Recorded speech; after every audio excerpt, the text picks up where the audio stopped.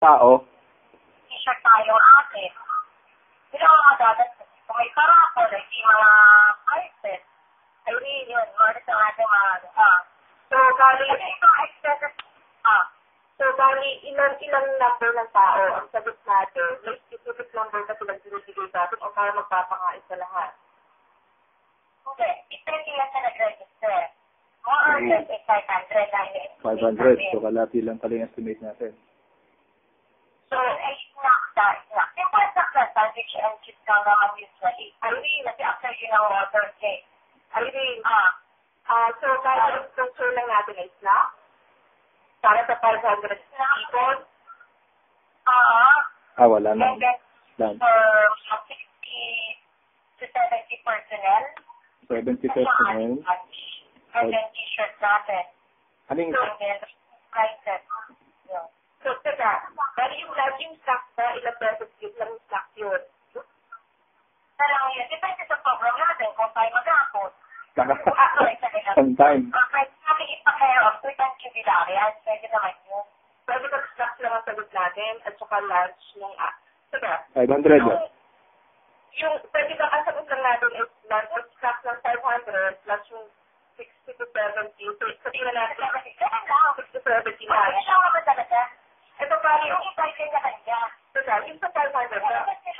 Teka, okay. So, after ka, may sarili silang batch. May sarili silang lunch. Teka, ay dito sa 500 na number na yun, kasama na tayo doon. Hindi, parang hindi pa.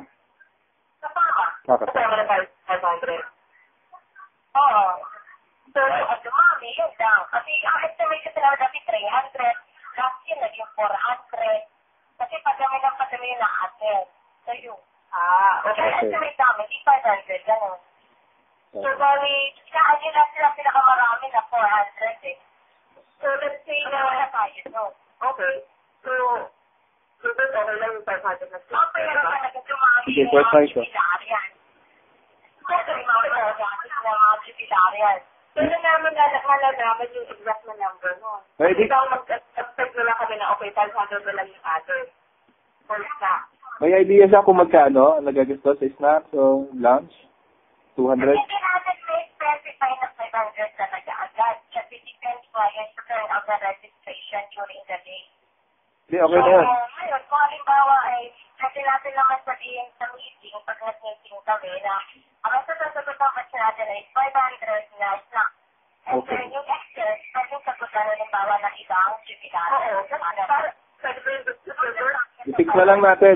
I-fix na lang natin. Snack. And then, 60 to 70 lunch for the personnel. And then yung sa atin. Yung sa atin, pero may t-shirt pa tayo. 50 lang. Meron tayo itinibigay din na 50 pesos registration. 50 pesos? Yung 50 pesos para sa t-shirt, si Melchor na bahala dyan. Hindi mo. Okay. Yeah. Chair. Yes, sir. Chair. Ano na lang natin, i-commit na lang natin sa SJA yung specific number na pwede nating sagutan. Halimbawa, kung agree tayo, sagutan na natin yung 500, tapos i-approximate natin kung magkano per pax yung magagastos para makwenta na rin natin. Kasi nga lang dito, sir, 500 plus na, plus sagutin na natin yung 70 na lunch. 70 ka lang. 70 na lunch, at saka yung lunch natin. Yung sino-register natin lang. So, bahala na tayo doon. Okay lang ba sa inyo? Okay. Kasi meron na tayong specific sa budget. Okay. Diba? Pwede bang sagutin na natin, expect na natin na 500 snacks ang sagot natin for the meeting. Sagot na rin natin yung 70 na lunch ng personnel. Magkano na ba ang estimate magkano ang estimate ng snack dyan? 50 pesos, snack eh. Kasi ginawa nung iba, yung parang, kasi itong certificate sa style. So, ang nakakanin, ang nakalatag bigan. Ganon. So, iba-iba na dapat. Hindi ba pwedeng per box na lang? Okay na yun. Hindi ka pwede kunyari, kung isang sandwich lang, ipapakater lang na kunyari, 500 pieces sa sandwich.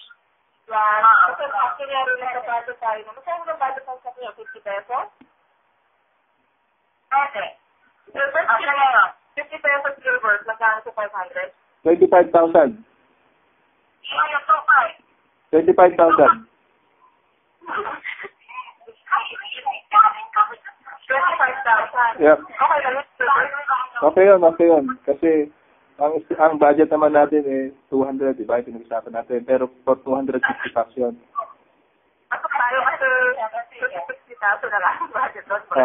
So, 25,000 yun para sa snacks. Tapos more or less, mga 100 siguro ang lunch, ano? Okay na ako? Okay na. Aaron,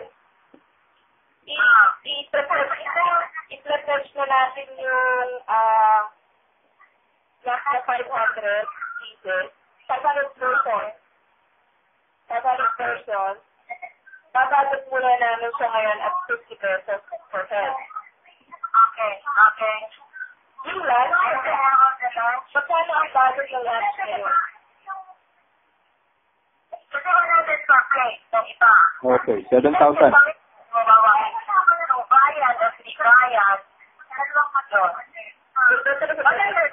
Pwede na yan. Kung 100 sa 70, 7,000 plus 25, 32,000. Kasi ginagawa namin, binibigyan na namin ng separate na bakery o consulate kasi ito ang okay. So, Gilbert, ito gagawin yung ating lunch kasi sa ano kami nag-lunch sa school. Teka, ikaw ako. Teka muna, paano kang Irene?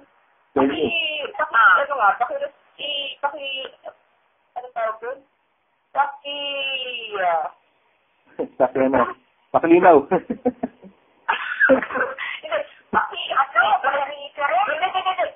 Explain nga kung paano ginagawa ang soap farming. Para paano flow na soap farming? Ang kami application, registration,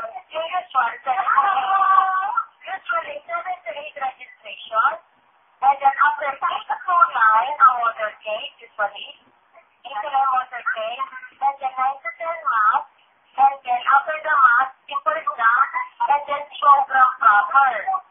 Ganon, and lunch. And then kung may extra pa, yung kasunod.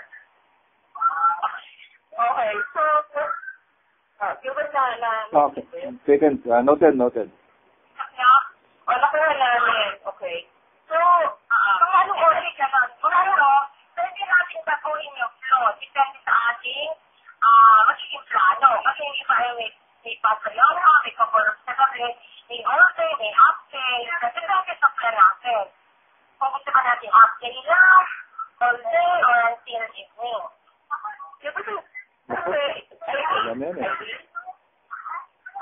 Narinig mo ako?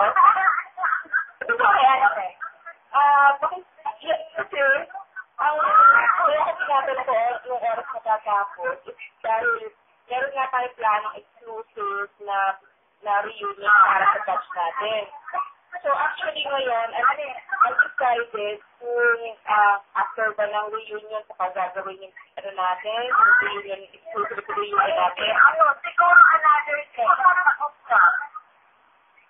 So dapat